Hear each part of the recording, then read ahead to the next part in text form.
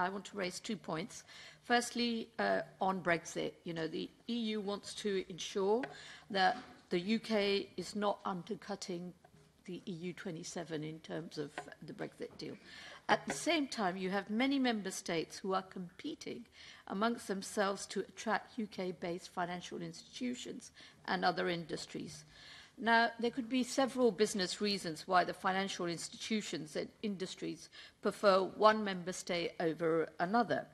And now I recognise that the ESAs play a key role to ensure that there is no regulatory competition in the financial sector. But I'm not convinced that they can take a holistic view on this. And I'm just wondering, from a competition perspective, how do you ensure there's a fair level playing field? I mean, are you concerned about the criteria some of these localisation decisions might be made on? And what I'm really trying to say is, how certain are you that member states are not attracting institutions, financial or others, with, let's say, favourable tax treatments or other inducements?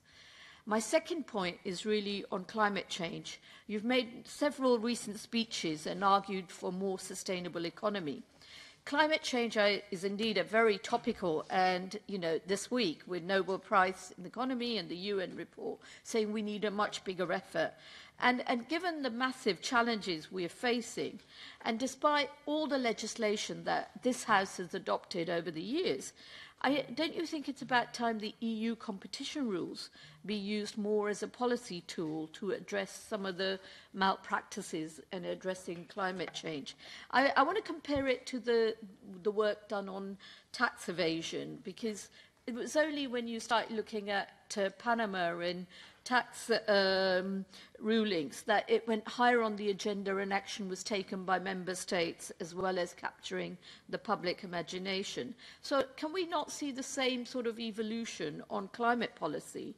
And given that ETS regulation was created in the EU, and which makes the EU a regulatory trendsetter, at the same time, when you look at the energy landscape in the EU, it's far too dominated by few players, and the EU households are facing higher and higher energy costs. So I wonder if there's something you can look at. Thanks.